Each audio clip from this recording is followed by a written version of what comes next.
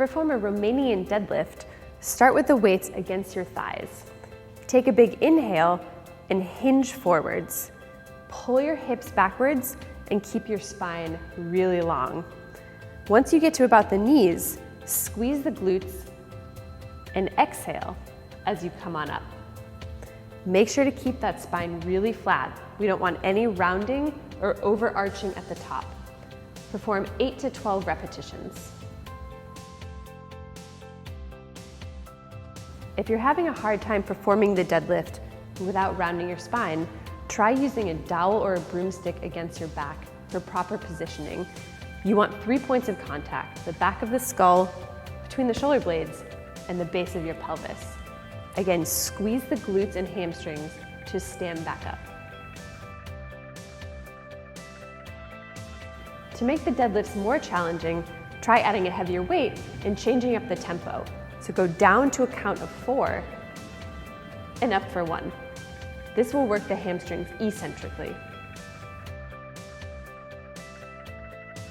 To perform a hip thruster, start with your back on the bench with your shoulder blades on the bench and your feet hips width apart.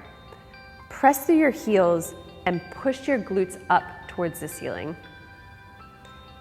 Tighten your abs and tuck your pelvis so you don't hyperextend through your lower back.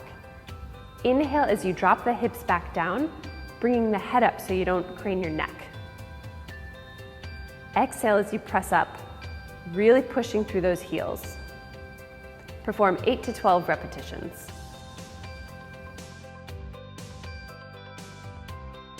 To make the hip thruster harder, hold a weight over your hips. And if that's not hard enough, try a single leg variation. Make sure to keep those hips level.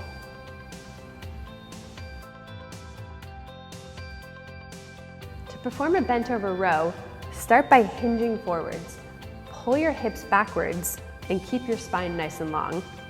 Exhale as you pull your elbows backwards, pinching those shoulder blades together.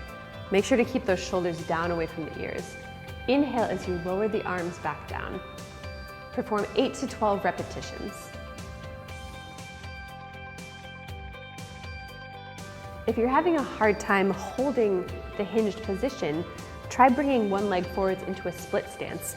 This takes some of the pressure off of your lower back. To make the row more challenging, try alternating arms. You have to keep your core really tight so you don't rotate through your torso. To perform the push-up on the stability ball, start with the ball against the wall or a bench and your shoulders right over your wrists. Inhale as you lower down towards the ball, bringing your shoulder blades together. Exhale as you push back up. Keep those shoulders down away from the ears and keep your core engaged so your hips stay lifted. If the push-up is too challenging, try holding just the plank for 60 seconds.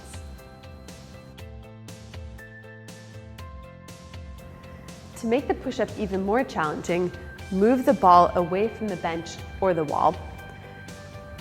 The instability adds a big challenge to your shoulders and your core.